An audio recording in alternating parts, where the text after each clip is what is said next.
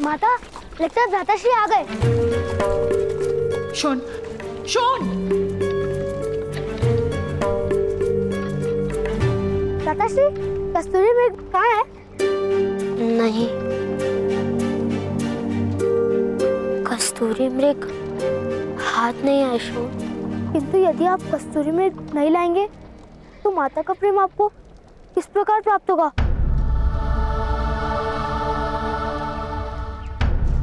अरे कस्तूरी मृग तो स्वयं आएगा। अब तो तुम्हारे भ्राता महारानी कुंती और महाराजा पांडु के मित्र हैं। कस्तूरी मृग क्या, अब तो स्वर्ण का कस्तूरी मृग आएगा। चलो भीतर चलो। पता है शोन, महारानी ने तुम्हारे भ्राता कर्ण को अपनी अंगूठी दी है।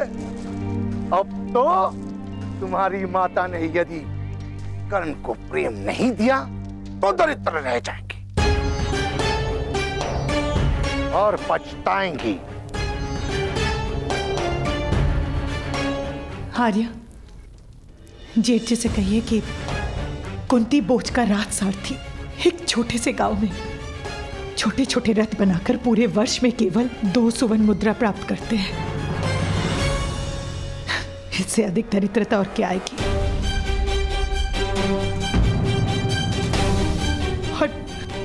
और मैंने कहा था उसे कस्तूरी मृग लाने के लिए, मैंने कहा था धनुष उठाने के लिए, तो फिर उसकी मूर्खता का दंड मुझे क्यों मिल रहा है? संतान की मूर्खता का दोष और संतान की सफलता के लिए प्रशंसा दोनों माता को ही मिलते हैं। यदि तुम कर्ण जैसे चमत्कारिक और दिव्य बालक को अपनाओगी तो प्रशंसा तले डूब जाओगी, गर्व से फूल ही नहीं समाओगी। मुझे किसी की प्रशंसा की कोई आवश्यकता नहीं है, और ये दिव्य है ना, तो ये मत भूलिए, दिव्य का स्थान दिव्य लोक में है, देवताओं के बीच में।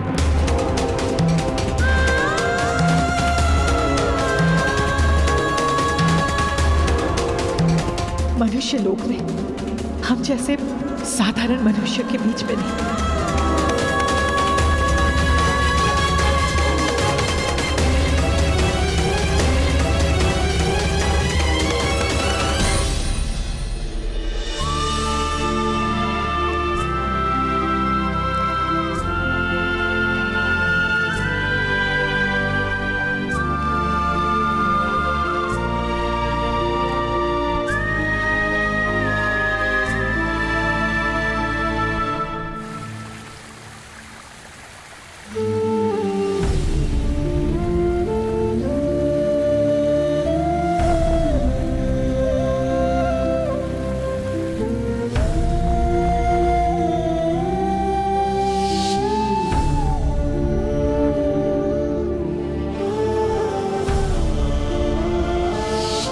और ये दिव्य है ना, तो ये मत भूलिए, दिव्य का स्थान दिव्य लोक में है, देवताओं के बीच में। मनुष्य लोक में हम जैसे साधारण मनुष्य के बीच में नहीं।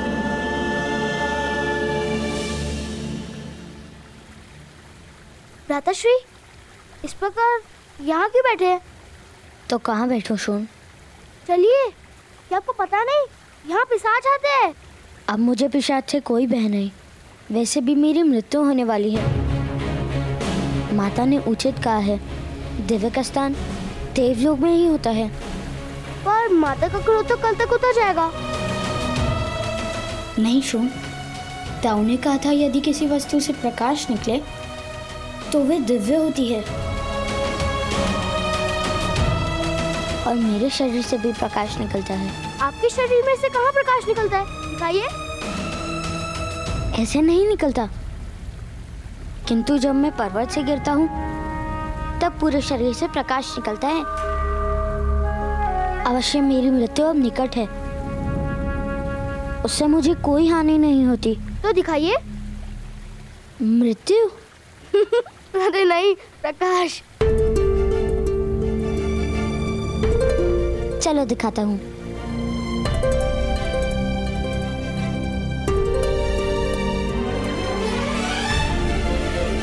और कितना चलाओगे भ्राताश्री?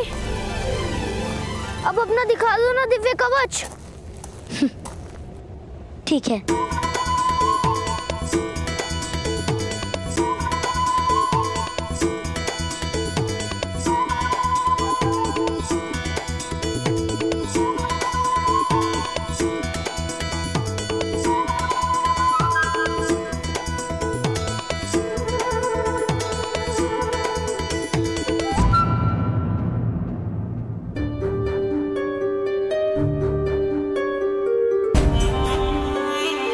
आश्चर्य है, अब कवच नहीं निकल रहा। यदि कवच प्रकट होता तो कितना सुख मिलता ना। उस कवच के कारण पर्वत से गिरने पर भी मुझे कोई घाव नहीं हुआ था, रक्त भी नहीं निकला था। मैंने कहा ना, दिव्यता थी। हम सारे मित्रों को कवच दिखाते, सब आपसे भयभीत हो जाते। मैं मृत्यु से पहले स्वयं राजा की एक बार रक्षा भी कर लेता। हाँ, यदि राजा के सामने कोई सिंह आ जाता तो आप उसका जबड़ा चीर देते और मैं उसके कान खींच लेता। किंतु तुम्हारे शरीर से कहाँ कवच निकलता है? मैं प्रयास करता हूँ। आप मेरे भ्राताश्री हो ना, तो आपके और मेरे हाथ और पैर समान है, तो कवच क्यों नहीं हो सकता? किंतु अभी कवच नहीं प्रकट हो रहा है ना शोन?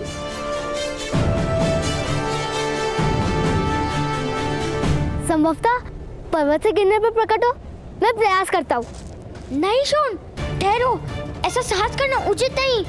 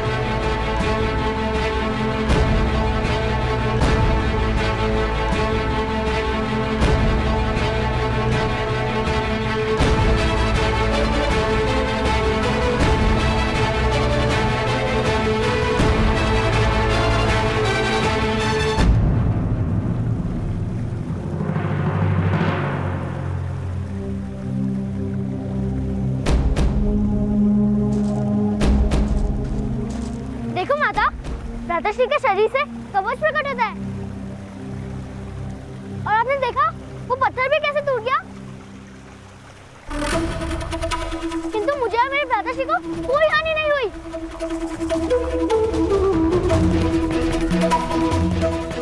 माता, आपने देखा मैं दिव्या हूँ ना?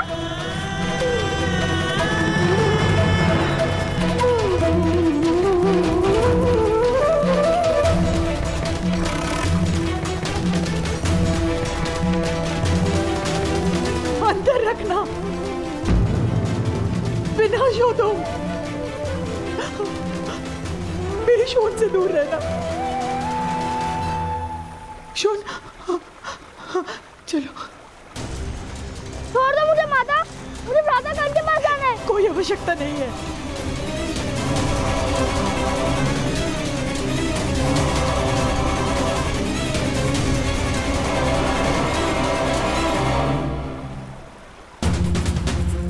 भ्राता गण दिव्य है माता, क्या आपने उनको दिव्य कवच नहीं देखा? अब हमें कोई हानि नहीं होगी। गण स्वयं हानि है शोन। यदि तुम उसके साथ रहे तो तुम पर भी विपदा पड़ेगी। तुम क्यों नहीं समझ रहे हो शोन?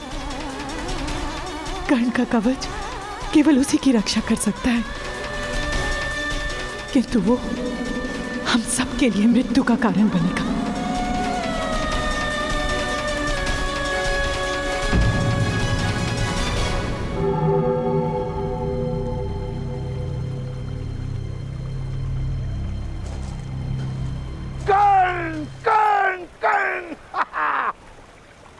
तुमने तो अपनी दिव्यता बता दी। अब एक और दिव्य रथ बनाने में मेरी मदद करोगे?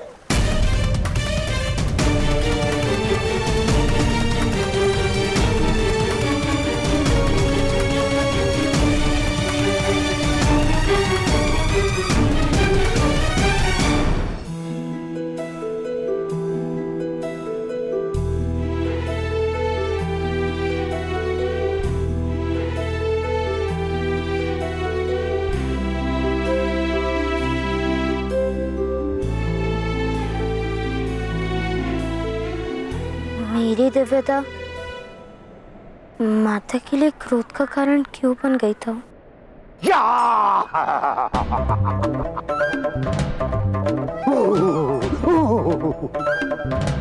तुम्हारी माता भयभीत हो गई होगी। तुम्हारी दिव्यता तो प्रेम का कारण है पुत्र। किंतु माता को मेरी दिव्यता से प्रेम नहीं हुआ था। दिव्यता और प्रेम का कोई संबंध नहीं होता पुत्र। दिव्यता से या तो श्रद्धा जन्म लेती है या फिर भय। और तुम्हारी दिव्यता से तुम्हारी माता अधिक से अधिक तुम्हें प्रणाम कर सकती है, प्रेम नहीं।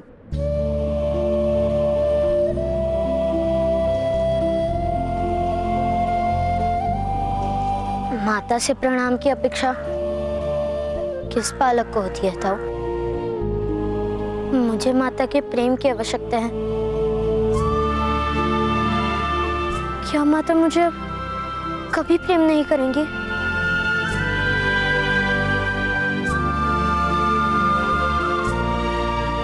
नहीं नहीं पुत्र, नहीं,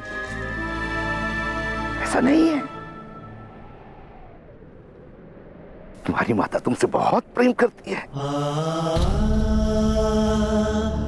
ईश्वर हो या माता, अपनी निर्बल संतान को सदा ही अधिक प्रेम दिखाती है। और शून में तुम जैसा चमत्कारियां तो है नहीं, शक्तियां तो है नहीं, बस इसी कारण तुम्हारी माता शून पर अधिक ध्यान देती है।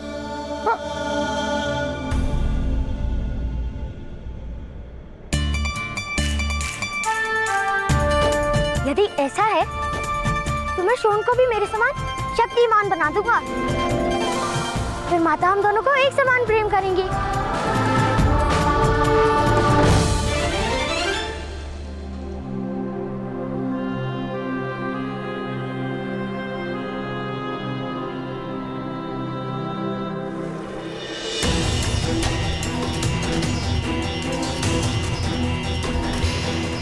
भगवान ने राजकुमारी को आश्वासन दिया था कि वो सदैव अपने पुत्र की रक्षा करेंगे।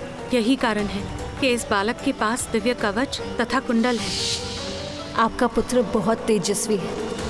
ऐसा बालक तो किसी महान राज्य का सम्राट हो सकता था।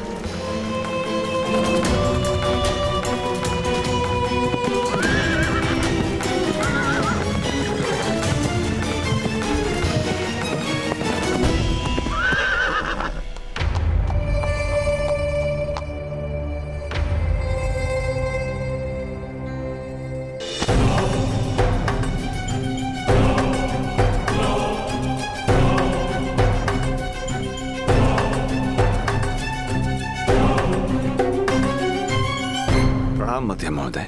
मेरे अश्वों को आज जल नहीं पिलाया तुमने। क्षमा कीजिएगा।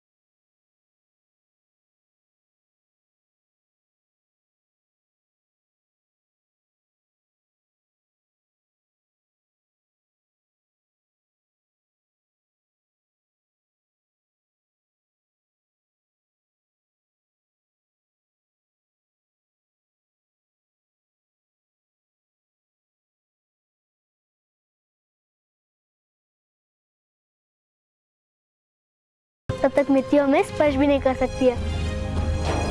किंतु माता ये बात समझती क्यों नहीं? अच्छा पहले खा लो। किंतु तुम तो ये बात समझते हो ना? अवश्य। मैं आपसे अत्यंत प्रेम करता भ्राता, 4 लड्डुओं से भी अधिक। किंतु माता आपसे प्रेम नहीं करती, यही कारण है कि माता ये बात समझती नहीं। शीघ्र ही माता मुझसे प्रेम करने लगेगी।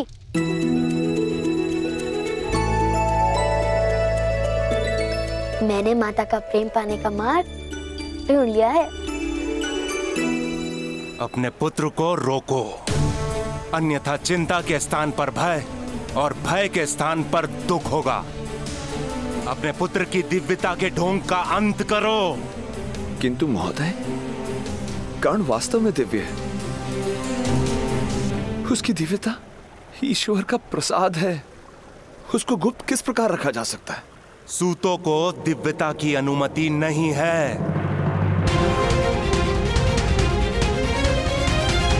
ईश्वर का प्रसाद जात पात नहीं देखता महोदय।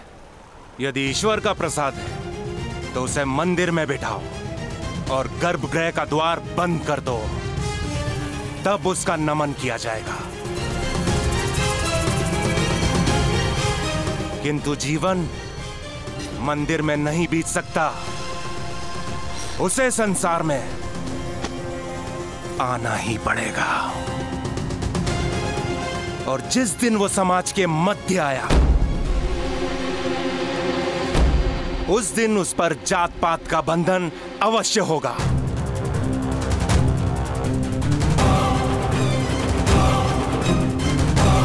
स्मरण रहे अधिरथ, यदि तुम्हारे पुत्र ने शक्तिमान बनने का प्रयास भी किया तो परिणाम बहुत गंभीर होगा।